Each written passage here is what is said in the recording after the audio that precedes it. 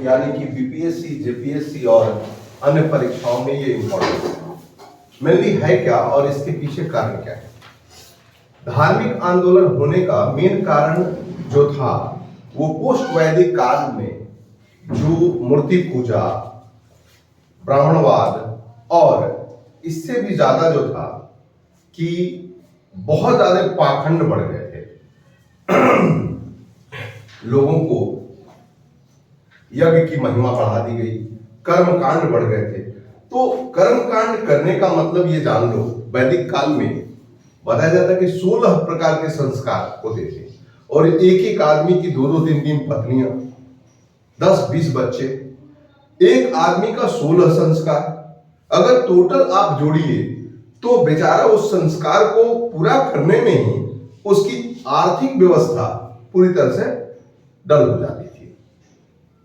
तो इससे निपटने के लिए और आम आदमी के लिए जीवन बड़ा टफ हो गया था। मूर्ति पूजा सबसे बड़ी समस्या थी। इसे देखते हुए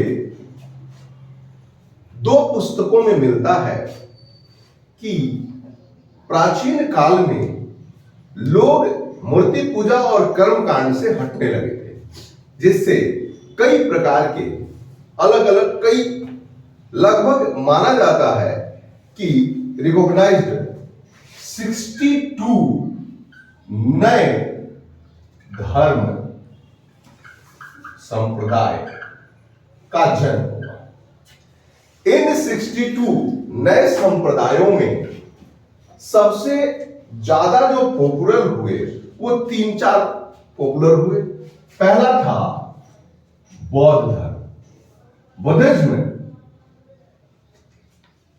दूसरा पॉपुलर जैन धर्म। तीसरा भागवत यानी वैष्णव धर्म। चौथा शैव और 5वां शाक्त यानी शक्ति की उपासना।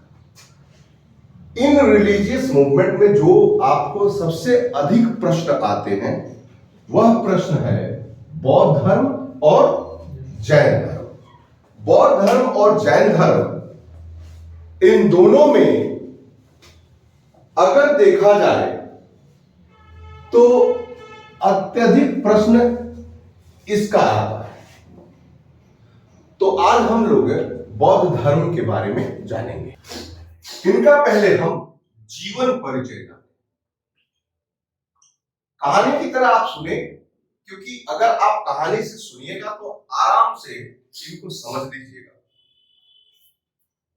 बुद्ध का जन्म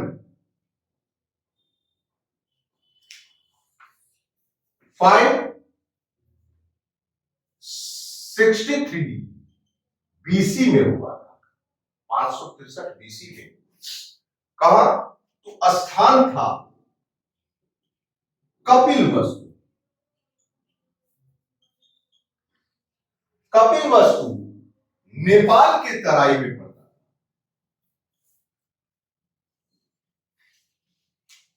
वहां एक जगह था लुम्बिनी वन। आपको बता दें कि 600 बीसी में बौद्ध धर्म के अंगुत्तर निकाय के हिसाब से भारत के इन क्षेत्रों में कुल 10 रिपब्लिकन यानी गणराज्य थे। यानी आपको बता दें ये भी कि विश्व में सबसे प्राचीन रिपब्लिकन सिस्टम जो है, गणराज्य क्षेत्र, वह भारत में मिलता है। और 8 गणराज्य जो थे वो वज्जी संघ में थे, जिसको वैशाली बोलते हैं, वज्जी संघ। और 2 थे मल। ये 2 संघ थे जो कि रिपब्लिकन थे। बाकी मोनार्की यानी कि ये प्रजातंत्र था। प्रजातंत्र और गणतंत्र का सबसे प्राचीन उदाहरण है। और इसके बाद जो बने वो राजतंत्र बाकी सब थे। 16 जनपदों में ये 2 जनपद। उसी जनपद के एक राजा थे जिनके पिता का नाम सुद्धोधन था। ये इस 10 गणराज्यों में एक गणराज्य के मालिक। यह शाक्य कुल से, शाक्य कुल।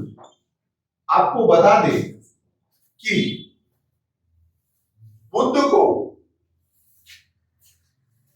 शाक्य मुनि भी कहते हैं।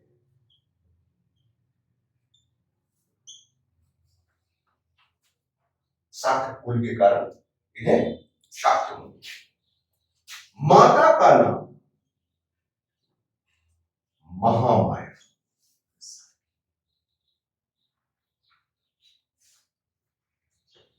जब बुद्ध का जन्म हुआ तो 7वें दिन महामाया की मृत्यु हो गई, जन्म के 7वें दिन। तब इनका लालन पालन बुद्ध की मौसी, जो बाद में स्टीप मदर यानी सौतेली मां बनी, जिसको प्रजापति गौतमी के नाम से जानते हैं, और इसी नाम के कारण बुद्ध का नाम गौतम था, क्योंकि इन्होंने उन्हें पाला पोसा था, इसलिए बुद्ध गौतम बुद्ध कहलाए। आपको फिर से बता दें, बुद्ध का जो नाम है वो तथागत है।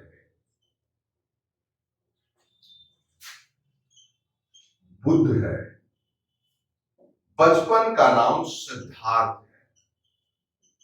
बचपन का नाम क्या है?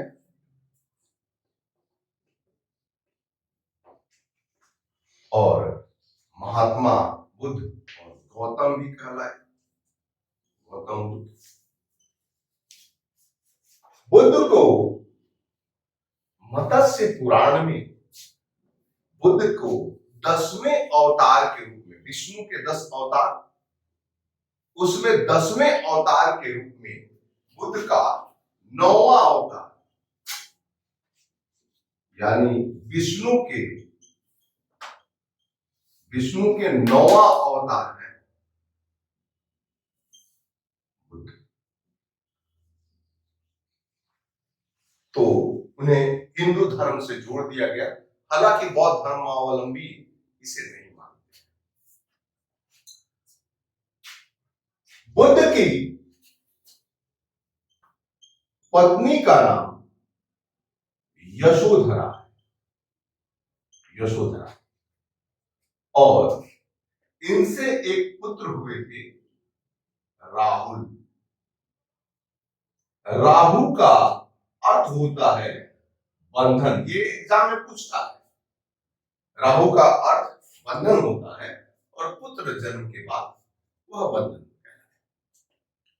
तो जीवन परिचय में उनका व्यक्तिगत जानकारी थी। अब उनके जीवन में क्या क्या घटनाएं हुई वो जानते।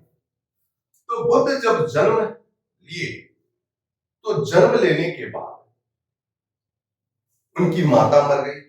पिता काफी दुखित थे और बुद्ध को उनकी मौसी को पालने के लिए रख दिया। बाद में प्रजापति से विवाह करके और उन्हें बुद्ध को पाला।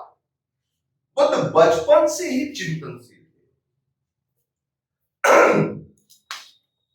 बुद्ध बचपन से चिंतनशील थे और उनकी चिंता उनके पिता देखते थे।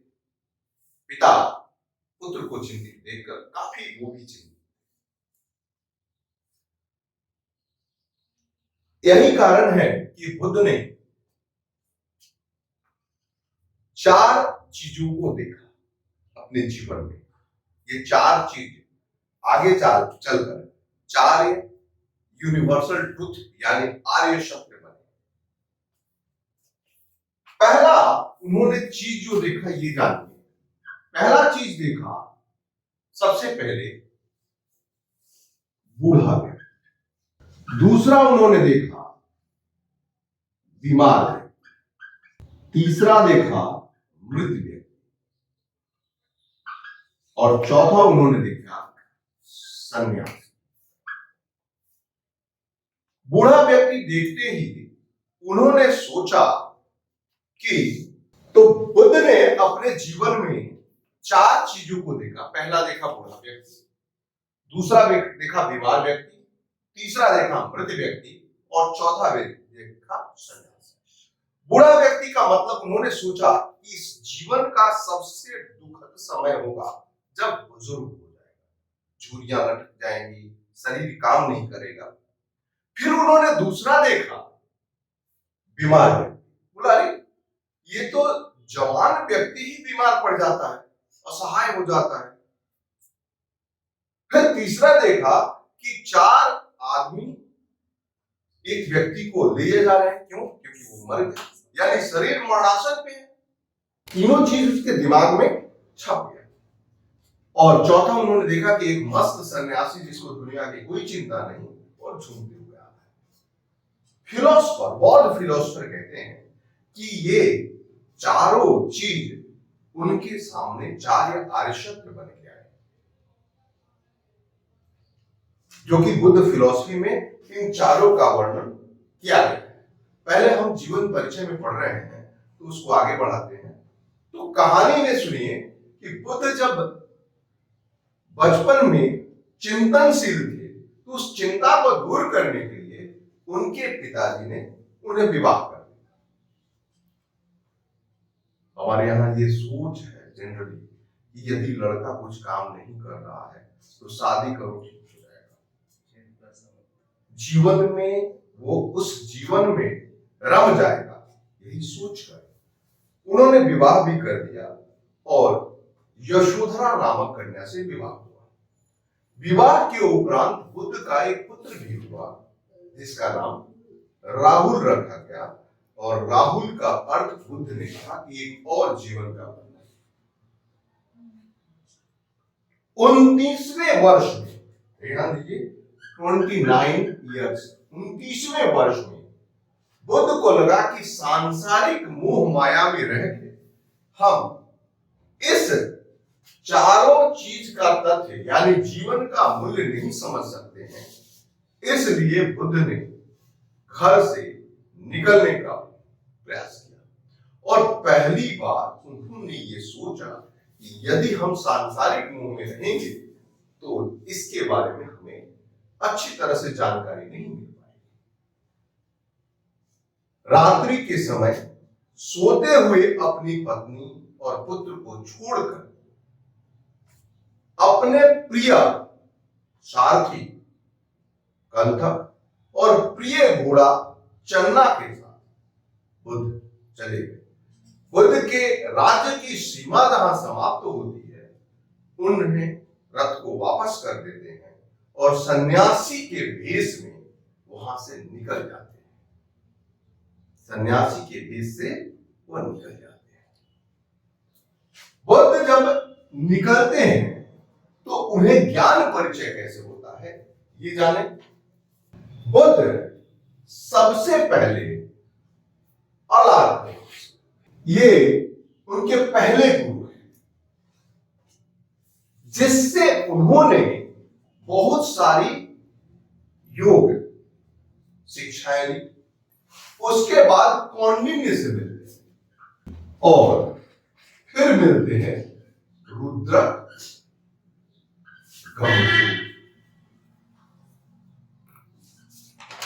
बुद्ध के जीवन में इन तीनों गुरुओं का महत्व काफी अधिक है। बुद्ध ने योग शिक्षा, दर्शन शिक्षा और सारे प्रकार के समाधि शिक्षा ली।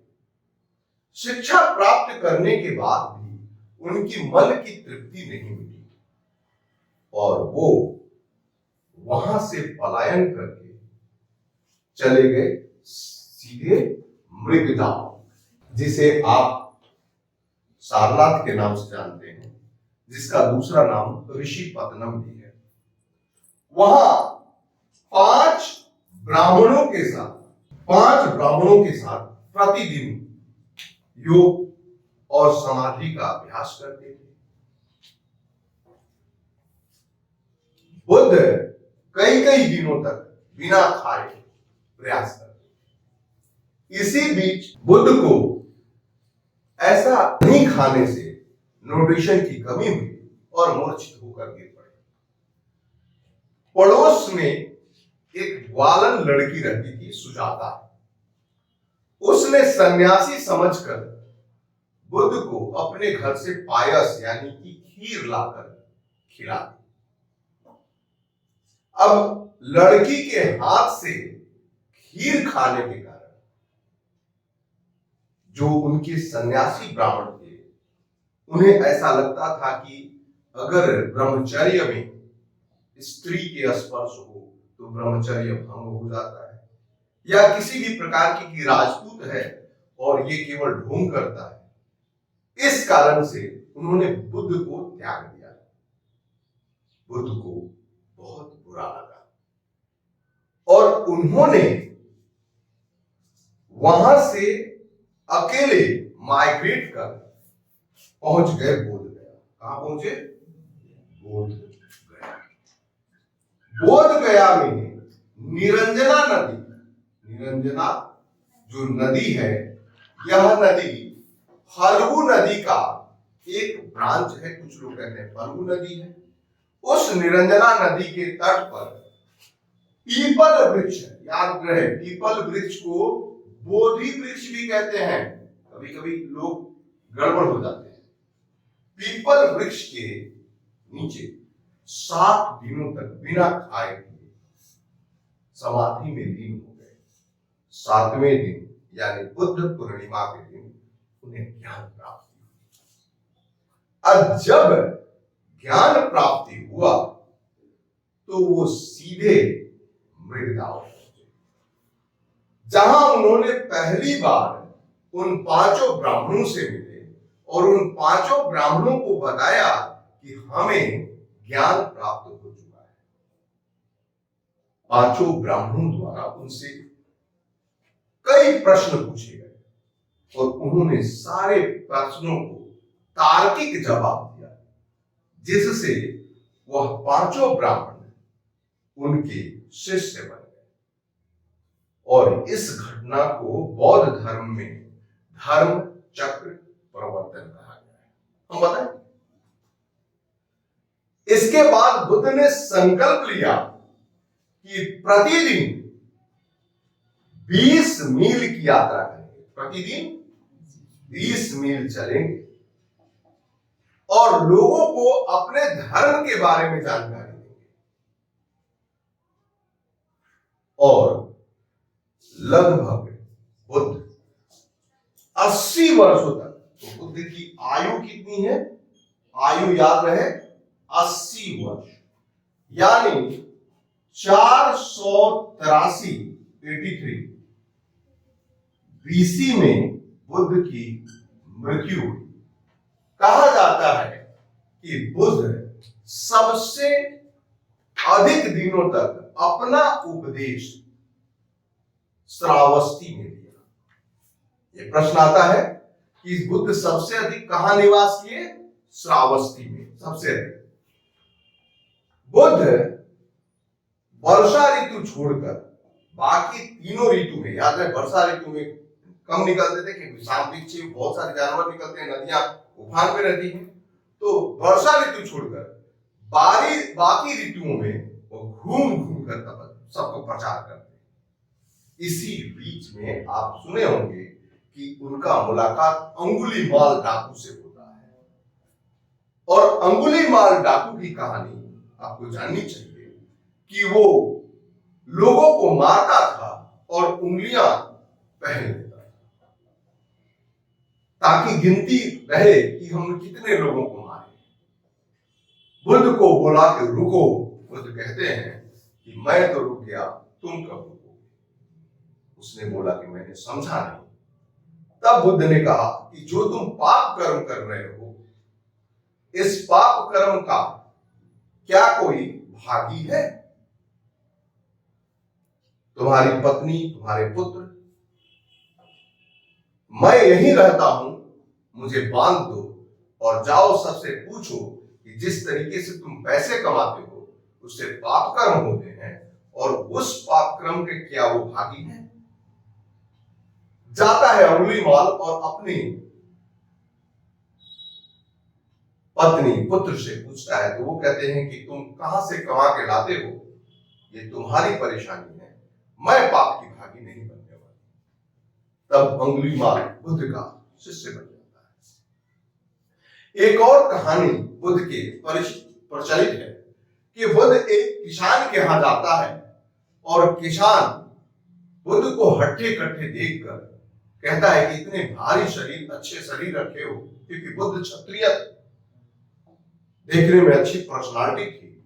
बुद्ध से कहता है कि आप इतने अच्छे तुम हो और भीख मांगते हो। उसने बुद्ध को हजारों गालियां। बुद्ध एक शब्द पूछे कि यदि कोई व्यक्ति को तुम गिफ्ट उपहार देते हो, यदि वह उपहार नहीं वो लेता तो तुम क्या करते हो? बोला कि मैं वापस ले लेता हूं। जितनी गालियां तूने दी हम एक भी नहीं करते हैं, वापस कर दो। इस बात से वो सोचा ही नहीं था और बुद्ध के चरणों पर गिर जाता है और बुद्ध का शिष्य बन जाता है। ये हम अपने से कहानी नहीं सुनाते, ये एनसीईआरटी में दी है। एक और कहानी जो कि बौद्ध धर्म ग्रंथ में थी। लोग कहते हैं कि बुद्ध के पास शक्तियां थी और लोगों को जीवित कर सकते थे। उसी में एक महिला जिसका 5 वर्षीय पुत्र को सांप काट लेता है और वो 5 वर्षीय पुत्र के मोह में बुद्ध के पास जाती है। बुद्ध महिला की बात सुनते हैं और महिला बुद्ध को वचन मांगती है कि आप हमें वचन दें कि मैं जो मांगूंगी आप देंगे। बुद्ध ने कहा कि ठीक है। उन्होंने कहा कि मेरे पुत्र को जीवित कर दो। बुद्ध से ऐसी चीज मांग ली जो कि संभव नहीं था, क्योंकि सृष्टि का नियम है कि जो जन्म लिया है उसकी मृत्यु निश्चित है। बुद्ध ने कहा कि ठीक है, मैं तुम्हारी बात मानता हूं और तुम उन घरों से, 4 घरों से तुम मिट्टी लाओ जिनके घर में आज तक कोई नहीं मरे। वो कई वर्षों तक भटकती रही और भटकते भटकते उसे ज्ञान हो गया कि संसार में ऐसे कोई नहीं है जहां मृत्यु नहीं है। अब आता है बुद्ध की प्रथम शिष्या कौन है, ये परीक्षा में आता है। तो बुद्ध की प्रथम शिष्या जो थी वह थी उनकी मौसी प्रजापति गौतमी। बुद्ध के 2 अपने चेले थे, आनंद और उपाधि। बौद्ध धर्म में महिलाओं के प्रवेश पहले वर्जित थे, लेकिन प्रजापति गौतमी की एंट्री होती है और बुद्ध उस पे कहते हैं कि देखो यह धर्म कम से कम 1000 वर्षों तक चलता, महिलाओं के प्रवेश से इसकी आयु 500 वर्षों तक। ये कोई बात हम अपने से नहीं बोले, सारे पुस्तकों। प्रसिद्ध वैशाली की नर्तकी आम्रपाली बुद्ध की शिष्या थी। यह भी प्रश्न आता है। आम्रपाली को कुछ लोग नर्तकी कहते हैं, कुछ लोग वेश्या कहते हैं, और ये वजी संघ की जानी मानी एक परंपरा थी आम्रपाली, और वह भी बुद्ध की शिष्या थी। बुद्ध ने अपना उपदेश जो दिया वह पाली भाषा में दिया। यह भी प्रश्न। बुद्ध अपने किस भाषा का प्रयोग किया? पाली का। बौद्ध दर्शन और बौद्ध ग्रंथों के बारे में आप जानेंगे। बौद्ध धर्म के 3 दर्शन हैं, जिसको त्रिदर्शन के नाम से 3 रत्न कहते हैं। बौद्ध धर्म के 3 रत्न हैं, त्रिरत्न। बुद्ध, संघ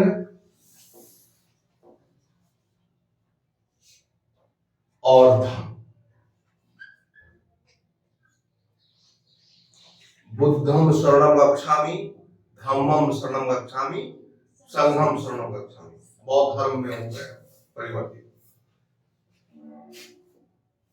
अब यहाँ पे एक शब्द आता है कि बुद्ध का मतलब होता है ज्ञान। बुद्ध का मतलब होता है ज्ञान। संघ का मतलब होता है लोगों का ग्रुप, बंच, विचारों का समूह। और धर्म का धर्म नहीं है, धर्म और धम्म में अंतर है। जो धर्म के लिए किया गया कृत्य हो वह धर्म है। पाली भाषा में धर्म का अशोक के शिलालेखों में इसका वर्णन है, धर्म की परिभाषा। अब ये तीन इनके रत्न थे और बुद्ध ने जो आपको बताए थे कि बुद्ध बूढ़ा व्यक्ति को देखता है, बीमार व्यक्ति को, मृत व्यक्ति को, सन्यासी, ये चारों का इफेक्ट रहा और बुद्ध ने इसे 4 आर्य शब्द बताया।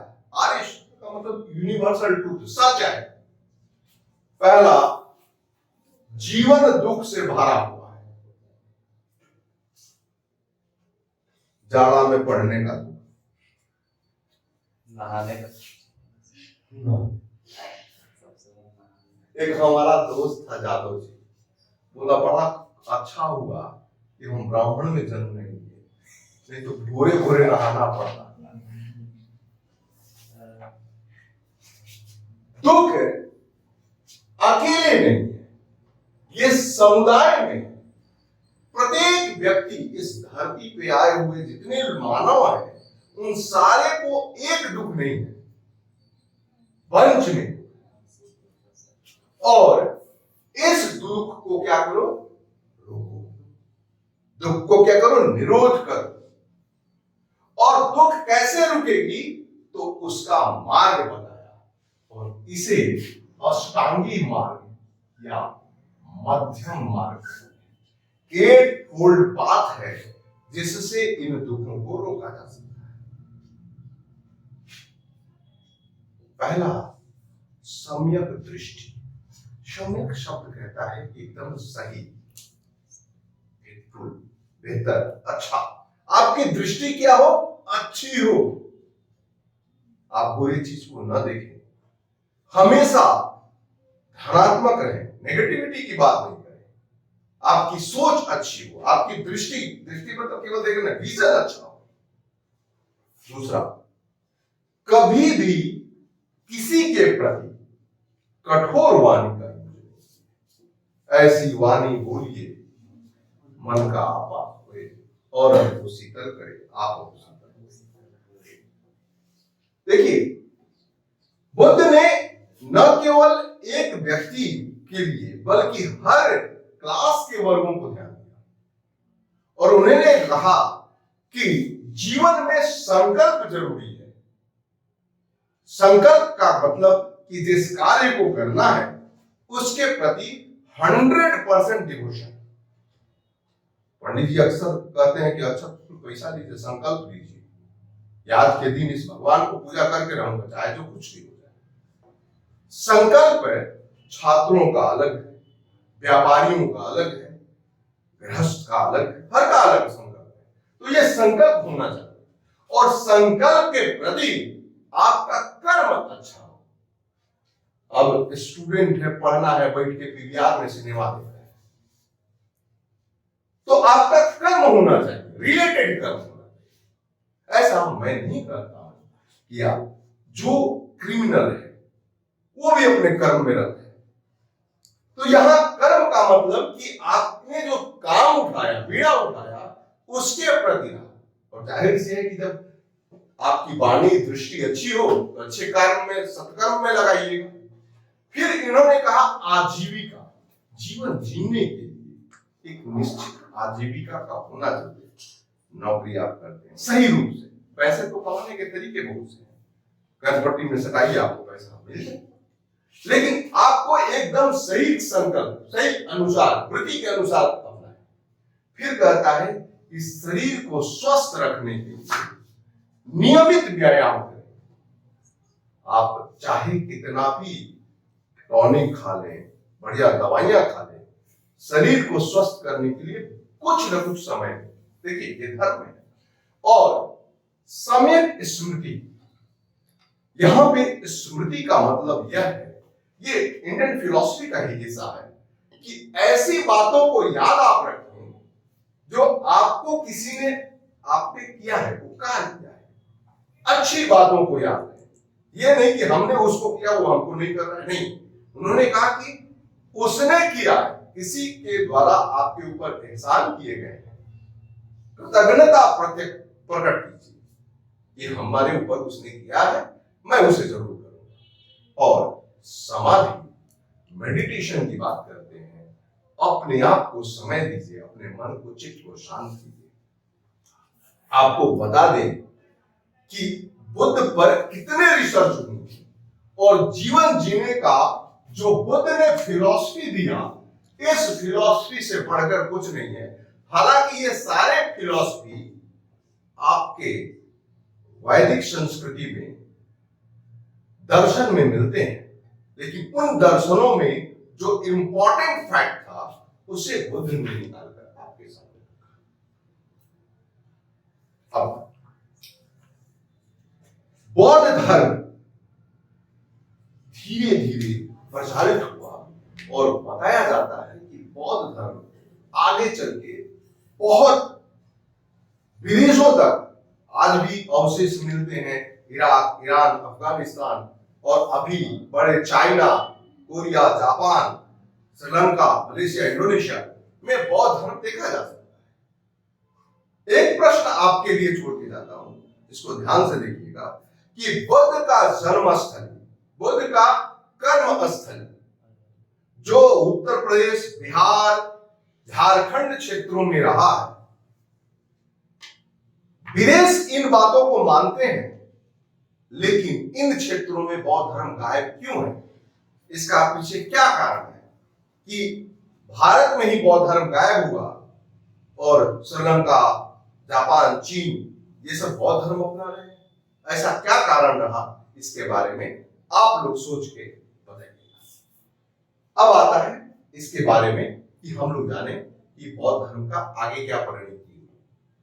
तो बुद्ध की मृत्यु जिस वर्ष हुई, उस समय उनके दो शिष्यों ने एक बहुत बड़ा आयोजन किया और यह आयोजन में उन्होंने लोगों को बुलाया जिसे हम बौद्ध कॉन्फ्रेंस यानी बुद्ध की संगति के नाम से जानते हैं, बौद्ध संगतियां। तो अब तक इतिहास में 4 बौद्ध संगतियां हुई हैं। सबसे पहले आता है यहां बौद्ध संगतियों के बारे में कि प्रथम बौद्ध संगति। तो प्रथम बौद्ध संगति बुद्ध की मृत्यु के समय हुई थी, याद रहे, यानी 483 बीसी में। उस समय जो अध्यक्ष थे वह थे महाकश्यप उपाली। हमने अभी बताया कि महाकश्यप उपाली जो थे वो बुद्ध के 2 शिष्यों में थे, एक आनंद थे और दूसरा उपाली। उस समय बौद्ध धर्म में जो राजा थे वह थे अजातशत्रु। अजातशत्रु की ही प्रेमिका थी अम्रपाली, याद है। स्थान राजगीर, या इसका दूसरा नाम है गिरि वृक्ष। और इसमें 2 पुस्तक लिखे गए, एक सूत पीटक में बुद्ध के उपदेश है और दूसरा विनय पीटक। इसमें संघ के नियम। ये बता दें कि ये दोनों बुक जो है उनके दोनों शिष्यों द्वारा, आनंद और उपाली द्वारा लिखा गया।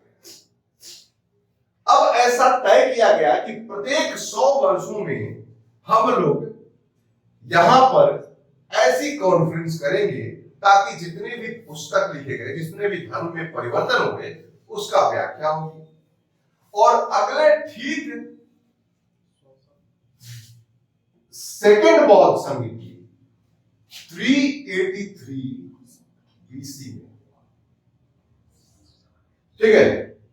और यह जो स्थान था वह था वैशाली। राजा थे कालाशोक, जिसको काकवर्ण कहते हैं। और दूसरे अध्यक्ष का नाम काफी कंट्रोवर्शियल है।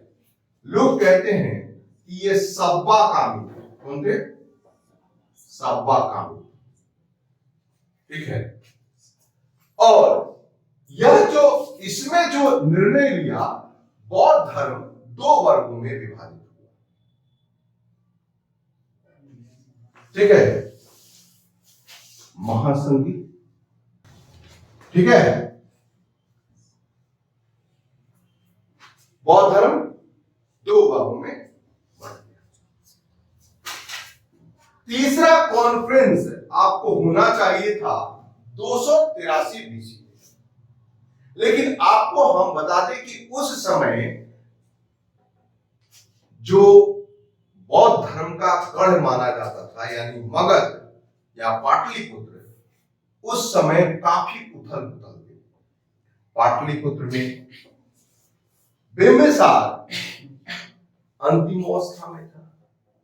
राजा अशोक जो कि पूर्णतः शैव था, जब राजा अशोक ने शैव धर्म से बौद्ध धर्म में अपनाया, यानी कलिंग युद्ध के बाद, तब उसने इस कॉन्फ्रेंस को आयोजित किया। तो कहीं कहीं 251 बीसी मिलता है, कहीं कहीं 255 बीसी।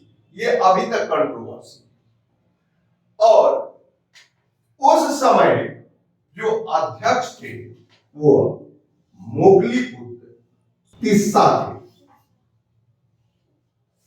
मोगलीपुत्र तिस्सा, तीसरा से तिस्सा, याद रखिएगा, ये बहुत तरीके होती है। तीसरा, और राजा अशोक, थेरवादी को स्थाविर भी बोलते हैं, ठीक है। अशोक थे, और यह हुआ था पाटलिपुत्र।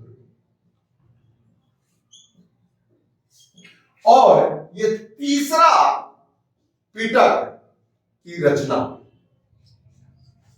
अभिधम्म पिटक। ये पूछता है कि किस चीज की बुक है, तो बौद्ध धर्म, दर्शन, फिलॉसफी। फिर अगला बार 151 में होना चाहिए। आपको बता दें कि पूरी तरह से उथल पुथल, विदेशी आक्रमण होने लगे थे और बौद्ध धर्म तहस नहस होने लगा। बौद्ध धर्म का प्रचार सुदूर देशों तक हो गया था। खुद अशोक ने करवाया, अपने पुत्रों को भेजकर दक्षिण श्रीलंका पे भेजा, यहां तक कि विदेशों तक पहुंच गया। और यहां पर विदेशी आक्रमण के प्रभाव के कारण चौथी बौद्ध संधि, जब राजा कनिष्क जब बौद्ध धर्म के बारे में, वो भी शैव से प्रभावित था, और उसने पाटलिपुत्र पर आक्रमण किया। क्यों? क्योंकि उसे पता चला कि पाटलिपुत्र में बौद्ध धर्म के एक ये गुरु है अश्वघोष, जिनके पास बहुत ज्यादा जानकारी है। तो उन्होंने, इतिहास में एनसीईआरटी की बुक में लिखता है कि एक विचित्र किस्म की मुर्गी बुद्ध के भिक्षा पात्र और अश्वघोष को प्राप्त किया, और अश्वघोष ने सजेशन किया कि बौद्ध कॉन्फ्रेंस कराया जाए। और यही कारण है कि उसका समय कंफर्म नहीं है, तो इसे हम प्रथम सदी के मानते हैं। पहली राजा थे कनिष्क, और स्थान था कश्मीर। कुंडल। और इसमें बौद्ध धर्म दो वर्गों में विभाजित हो गया, yin yang, महायान। देखिए ये प्रश्न इससे पूछे जाते हैं, इससे भी आते हैं और इससे भी आते हैं। तो आपको ये चारों बौद्ध संहिताएं बहुत ध्यान से देखनी पड़ेगी। अब बौद्ध धर्म का डिक्लाइनेशन चालू हो गया, इसलिए होने लगा कि विदेशी आक्रमण बढ़ने लगे। और आपको बता दें कि कोई भी धर्म हो, कोई भी विचारधारा हो, तभी पनपता है जब उसे किसी राजा का आशीर्वाद यानी राजाश्रय प्राप्त हो। और यही कारण रहा कि बाद में गुप्त डायनेस्टी आए, उन्होंने भागवत संप्रदाय को राजाश्रय दिया, इसलिए भागवत संप्रदाय आगे बढ़ा। इसी तरीके से बौद्ध धर्म को मानने वाले बाद में गुप्त कुछ शासकों ने बौद्ध धर्म को अपनाया, तो थोड़ा बहुत बौद्ध अवशेष मिलते हैं, लेकिन धीरे धीरे यहां समाप्त हो गया। और बौद्ध धर्म में, क्योंकि हमारे यहां भगवान को चमत्कार की दृष्टि से देखा जाता है, तो कहा जाता है कि 7वीं सदी में, 7th सेंचुरी में बौद्ध धर्म में एक नए धर्म, भूत प्रेत जादू टोना जो कि अंधविश्वास कहते हैं, उसका प्रवेश हुआ और उसे कहते हैं वज्रयान। यहां यान का मतलब है हवाई जहाज, वायुयान, यानी ऐसा चीज जो आपको उड़ा कर ले जाए। फिर आपको याद करने में एक सहूलियत होगा कि भारत के अगर नक्शा बना दीजिए, नीचे जो देश हुए वो सारे हीनयान, यानी श्रीलंका में हीनयान है। इसके ऊपर यानी नेपाल के ऊपर जितने हैं वो महायानी है, और वज्रयानी हर जगह पाए जाते हैं। खास करके तिब्बत में लामा गुरु वज्रयान, गुरु भूत प्रेत, हवा में उड़ना वगैरह वगैरह बहुत सारे चीज इसमें देखा है। बहुत धर्म गुरुओं को लामा कहते हैं, ठीक है। दलाई लामा एक तिब्बत गुरु थे, ऐसा ऐसा कई लामा होते थे। लामाओं की जिंदगी के बारे में बौद्ध धर्म ग्रंथों में दिया गया है। हाँ, प्रश्न आता है कि बौद्ध धर्म के कुछ बुक्स इंपॉर्टेंट है, जैसे सूत पिटक, विनय पिटक, अभिधम्म पिटक, ये 3 पिटक है। तीसरा पिटक फिर आता है जातक कथा। जातक कथा में बुद्ध के 500 जन्मों के बारे में वर्णन है। उस जातक कथा के अनुसार बुद्ध का अगला जन्म घोड़े में होगा, यह भी प्रश्न है। फिर दिव्यावदान, अशोकावदान, ये श्रीलंकाई बौद्ध ग्रंथ है, जिसे सिंहली ग्रंथ कहते हैं। श्रीलंका का पुराना नाम सिंहल द्वीप है और सिंहली ग्रंथ के नाम से जाते हैं। अंगुत्तर निकाय एक पुस्तक है जिसमें भारत के प्रमुख 16 महाजनपदों का जानकारी होता है। तो बौद्ध धर्म से जितना मैंने बताया उसी में से प्रश्न पूछे जाते हैं, और यूपीएससी में थोड़ा कॉन्सेप्ट पे होता है, इसलिए और भी बहुत सारे इसमें छोटे छोटे पॉइंट्स हैं जो आते हैं। लेकिन जेपीएससी, बीपीएससी, एसएससी जितने भी छोटे परीक्षाएं हैं, इससे ज्यादा प्रश्न नहीं आएगा। इसको ध्यान से बार बार आप अध्ययन करेंगे